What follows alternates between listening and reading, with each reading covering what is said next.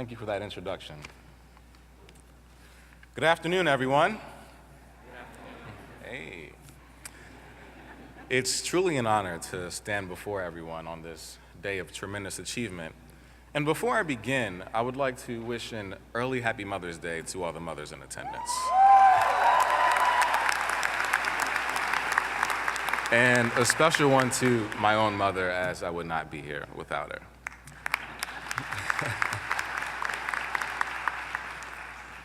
When asked to speak at today's commencement, my first thought was, where do I begin?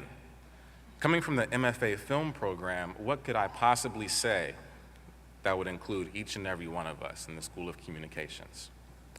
Well, during my time as a dean's intern, I found my answer. All of us, from journalists to filmmakers, and everyone in between, share the power of story. So I'm going to share a little bit of mine with you all today.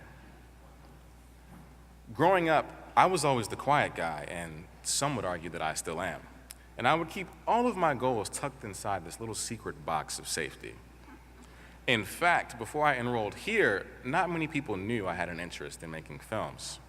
But I had one conversation with a close friend of mine that stuck with me. She said, "You know, Rich, if you want to do this filmmaking thing, you're gonna have to put yourself out there a little bit more than you're comfortable with."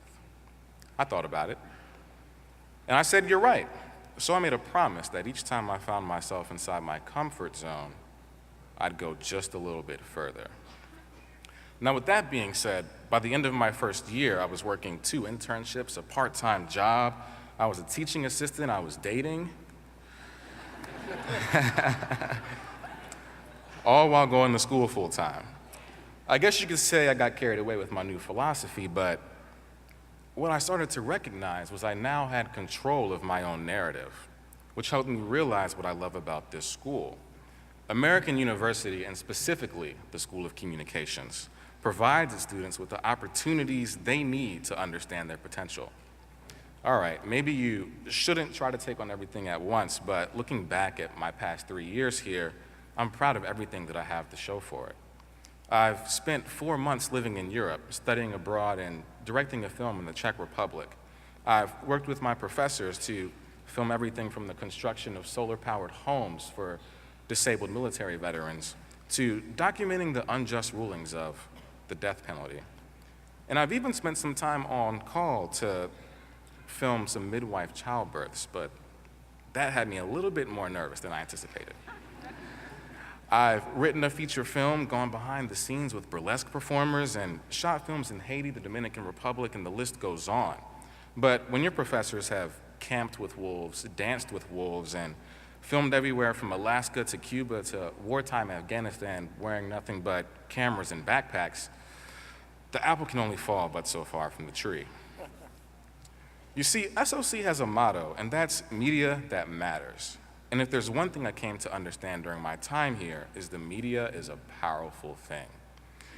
It's the tool that can destroy a legacy that was once inspiring, but can also make us stand united behind the cause in which we believe. Topics of diversity, civil rights, and change have been continuously making headlines.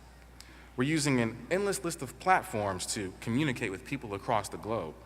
We're going #crazy to debate which lives really matter and whether or not this dress was really black and blue.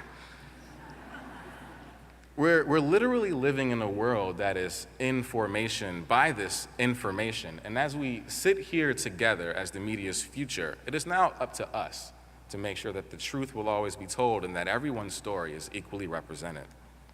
And it doesn't end there. As we've come together today to close one chapter, we will soon cross this stage and begin another.